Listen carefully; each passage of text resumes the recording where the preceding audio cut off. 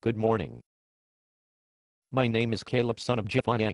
I'm one of 12 spies selected by Moses to evaluate the promised land. The reason I called this press conference is to announce the results of our evaluations. Caleb, how much time did you spend in the promised land? We were there for 40 days. Among the 12 of us, we spied on and evaluated virtually every nook and cranny of the promised land. When you use the term promised land, you're talking about Canaan, aren't you? Yes, but the name is a little misleading. There are more than Canaanites living in Canaan. The Amalekites live in the Negev. The Hittites, Jebusites and Amorites live in the hill country. And the Canaanites live near the sea, and along the Jordan.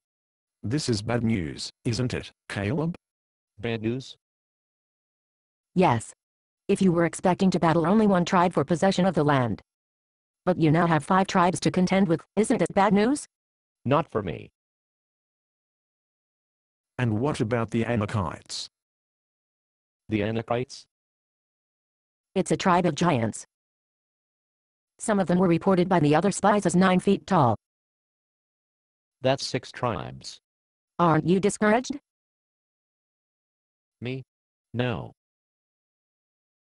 You and Joshua were the only 2 among the 12 spies who don't seem to be discouraged by the opposition forces. How can you 2 remain so optimistic? Because both Joshua and I saw the potential for the land.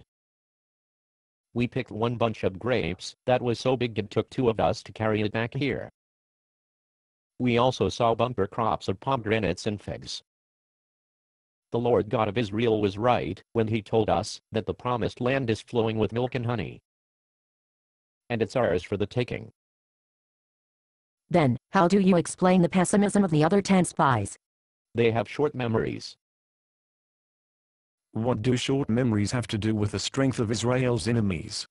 The other 10 spies saw the same 10 plagues of Egypt wipe out the most powerful nation in the world.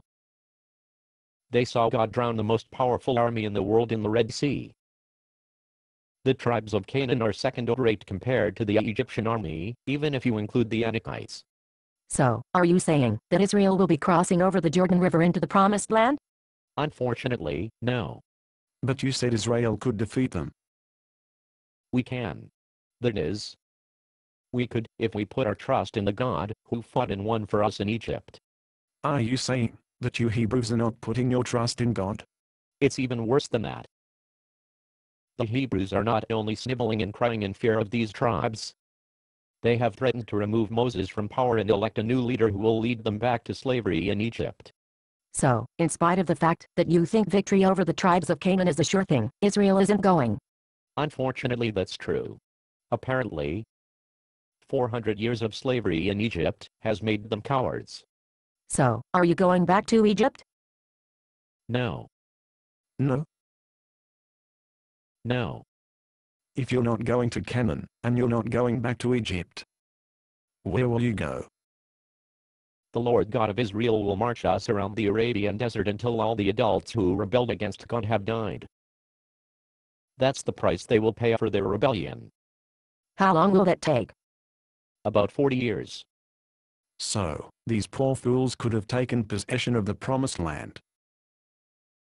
But now they will have to settle for a slow death in the desert. May God have mercy on our souls. Based on a play by Bob Snook. Conditions for use: do not sell any part of this script, even if you rewrite it. Pay no royalties, even if you make money from performances. You may reproduce and distribute this script freely, but all copies must contain this copyright statement.